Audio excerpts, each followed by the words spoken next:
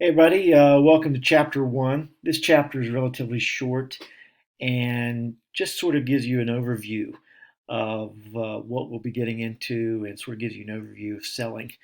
So let's dig right into this and see what we've got. Here's your learning objectives. And if you've watched any of the videos I've made before, I don't go over these. You can pause and take a look at them if you want, but we will be covering all these objectives as we go through the slides.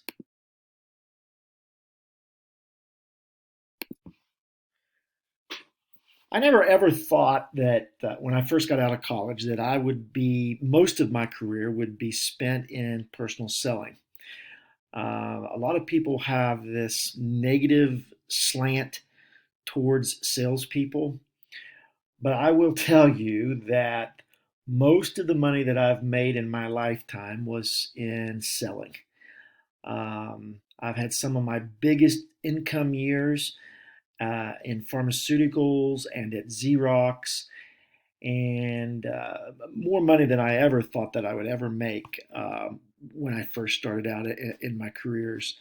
And so I would really encourage you to have an open mind as we go through this course this semester and try to imagine yourself maybe taking on a job in selling. One of the one of the bright spots for any new college graduate is there is a ton of sales jobs that are out there. So when someone graduates from college, you're scrambling to look for a job, and a lot of people will go into sales as a means of just, trying to make some money. And that's sort of what happened to me. I took a job. My first actually, my first job was in sales management, as I mentioned in an earlier video. My very first job out of college was a merchandise manager for J.C. Penney's, and it was there that I was in charge of like 24 sales associates. But after I left Penny's and got my master's degree, and especially after I got my master's degree, I never thought that I would go into sales. But a job came open and I was recruited by Xerox. And I took the job because I didn't have any other job and I was married at the time. And it turned out that the training that I got there at Xerox would pave the way for a lot of careers and jobs that I would have after that. So personal selling is really a huge opportunity for folks. And so keep an open mind and try to embrace what we learn and what we talk about over the course of this semester. But what is personal selling? Basically, it's when a person interacts with a customer to sell the products of a company. We go online and we buy a lot of things. Oh my God, we can even buy cars today online. Tesla, that's the only way you can buy a car with Tesla is to go online. But they do have salespeople. If you've ever been into a Tesla showroom, there are salespeople there that will help you. But the actual purchasing of the Tesla is done online. But usually, personal selling is for expensive, complicated, complex products, and it takes a person, an individual, face to face with the customer to explain the benefits, the features and the benefits, and so forth. So, one of the things that we'll talk about throughout the semester is our philosophy in sales. Um, it's really important that we understand that a marketing concept, a value concept, and being more of a consultant, a professional consultant, is really what successful salespeople, that's really the philosophy they adopt. They look at themselves as a consultant, somebody who is regarded as an expert, and they think of the value that they bring to the customer, And they adopt that marketing concept which basically puts the customer first.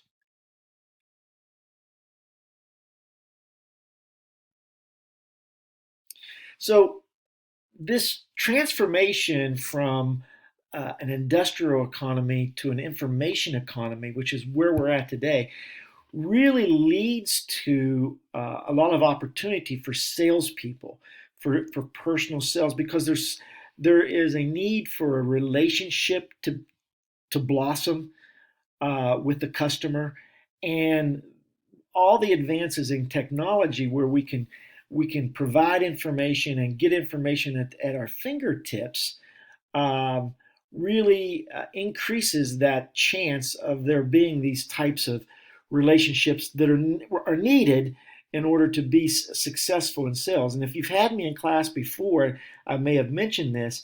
Sales is all about relationships. It's been my experience in the over 20 plus years that I was in sales. I was I'm not sure I was good at sales, but I was damn good at creating relationships with people. And when people trust you and they like you, they will buy from you.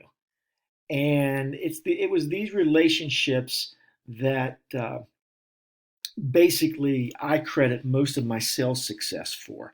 I can tell you that I was never a hard sell. I didn't go in and try to wham bam, thank you ma'am, give me your money, here's your product. I didn't do that.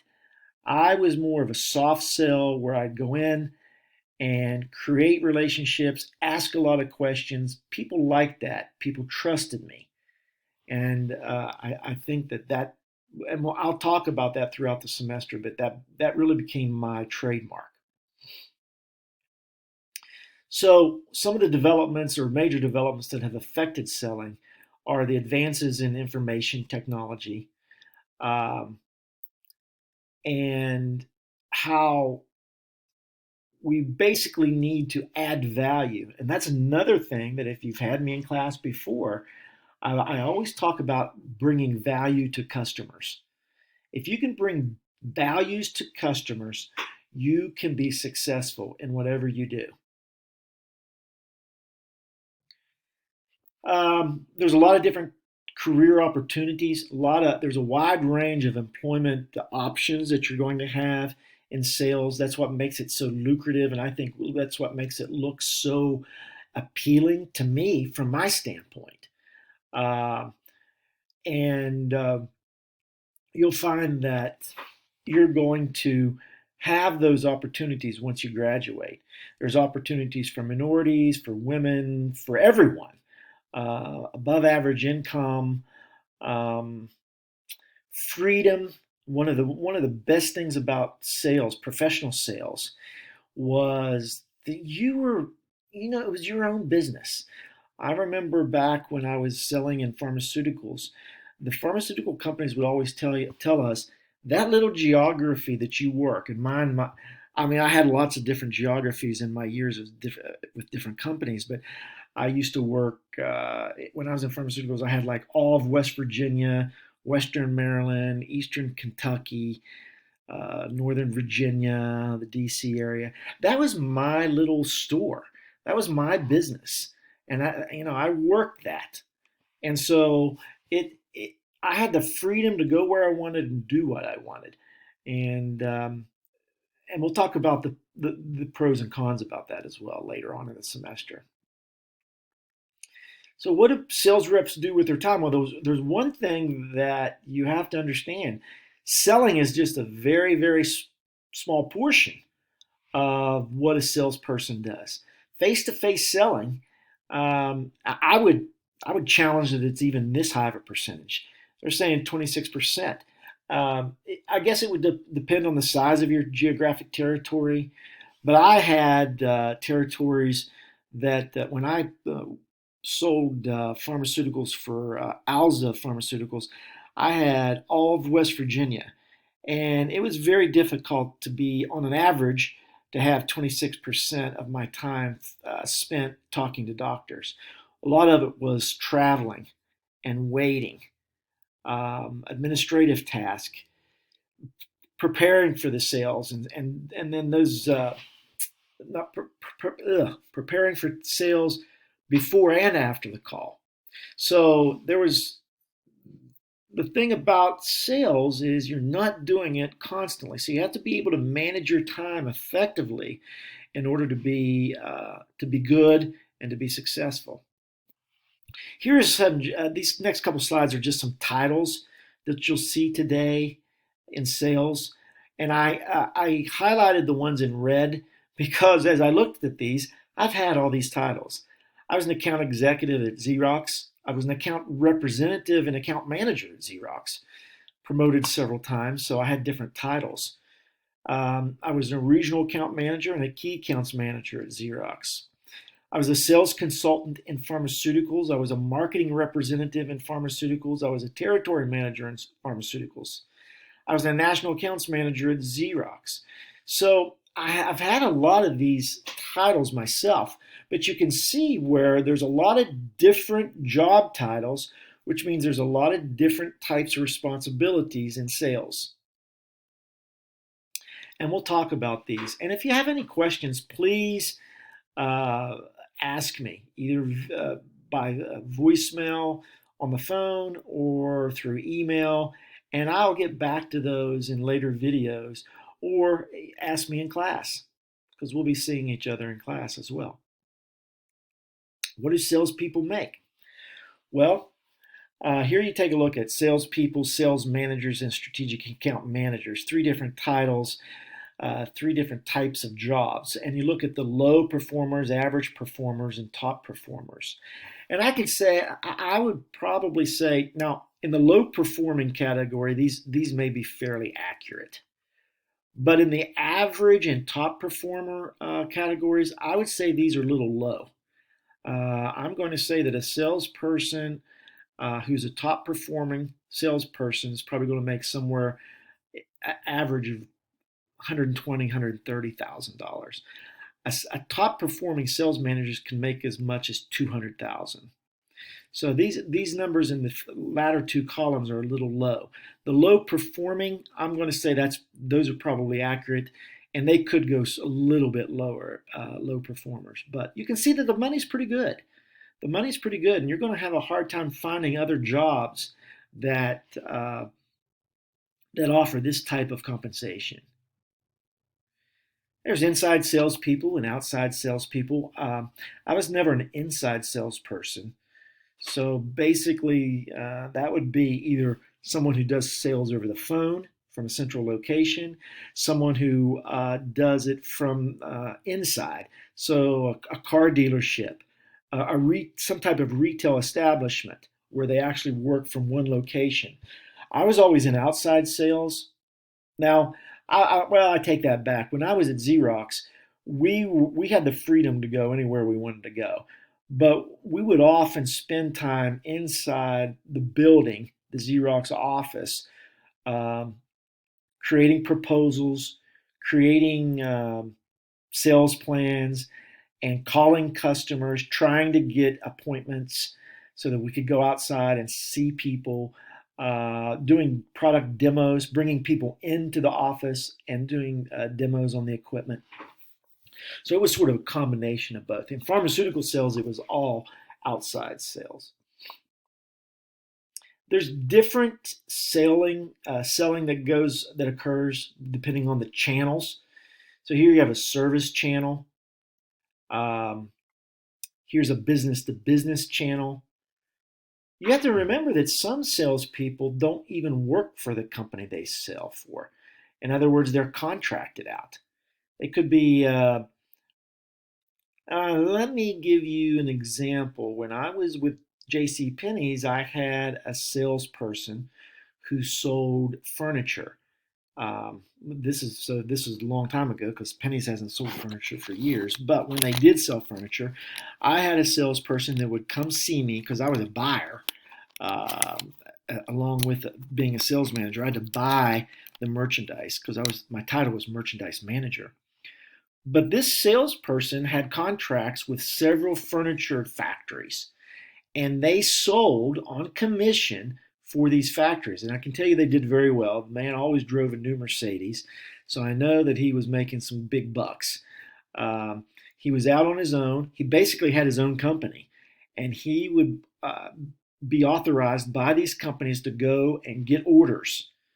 And so you don't have to work for the company to sell for them. A lot of companies will contract sales out.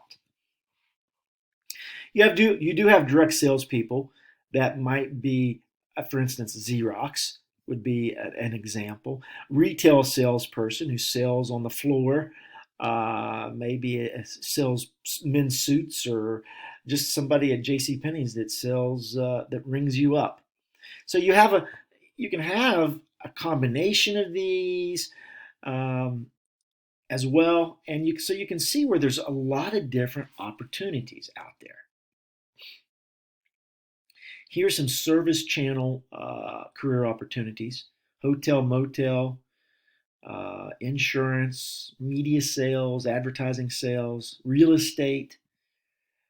Um, and in the business goods channel, you're looking at the industrial salespeople, sales engineer or applications engineer, field salespeople, which that's what I was at Xerox. I was a field salesperson. I was also that's probably how I would be classified in pharmaceuticals as well. A field salesperson, someone who's out in the field selling for the company. Here's just an example of retail selling or a direct salesperson. This would be somebody who's selling cars, and you think, oh, so I don't ever sell cars. You might not think you want to, but I know personally some salespeople who sold for General Motors and Ford and made well over $100,000 year in and year out. We talked a little bit earlier about the advancements of technology. Well, one of the things that I know you've heard this term before, customer relationship management. There's a lot of marketing technology or MarTech that is out there, such as Salesforce, and Oracle has some CRM programs. And this is software that basically captures the information necessary from the customer to make the sales and help the salespeople manage their pipeline of prospects. We'll talk about customer relationship management as we go along, and we'll dig deep into that. But it's something that here are some of the ones I mentioned. Salesforce. This is the most prominent CRM software right now is Salesforce.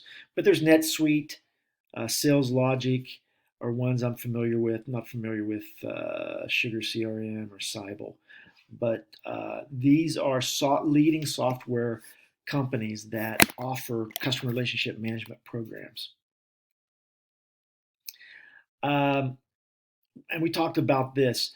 People who are in sales spend a lot of their time in non-sales selling, trying to convince people to see them, convince people to give them an appointment, trying to sell themselves before they're actually selling the product. Knowledge workers. I think all salespeople are knowledge workers. And if you're a good salesperson, because you have to have the knowledge to of the product and your competitor's product in order to bring value to your customer. And how you use that knowledge or apply that knowledge to the sales situation is important. So there's lots of different ways that sales can bring success.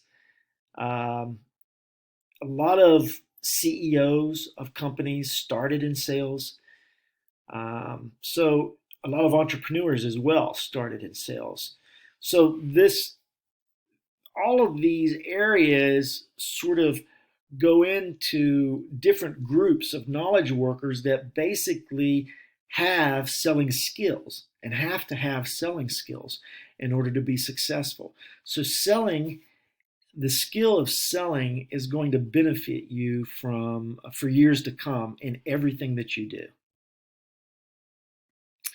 Where does sales training come from? Well, first it comes from the last one, college and university courses. That's where most people are first going to get their taste and a little bit of knowledge of sales, and that's what I hope you get from this course. If you get a job with a company, you'll go through some corporate sponsored training. There are some independents, third party vendors that offer training. And there's certification programs. A lot of colleges and universities will offer professional sales certifications. So and these are for postgraduates. So there's a lot of different ways that people get the training that they need in order to be successful in sales. And I promised you a relatively short chapter, and it was. So I think that you could probably easily um, meet those objectives and through this review. Now, I do want to say one thing before you quit viewing, that there is no quiz for Chapter 1. I did inadvertently mention a quiz on the very first video that you may have watched, but there is no quiz for Chapter 1, okay? So I hope that you took some notes. I hope you read the chapter, take a look at the slides again, and I'm not saying that the information isn't important and that you won't see it on a quiz, but we're not going to have a separate quiz just for quiz 1. Okay, so anyway, I will hopefully see everyone in class on Tuesday, August 25th at 11 o'clock. Remember that half the class comes, A through L comes at 11 to 11:35, and M through Z, last name starting with M through Z, come to class from 11:40 to 12:15. I hope to see everyone there. Please leave any comments or questions if you have any. Stay safe, stay healthy. We'll see you and talk to you soon.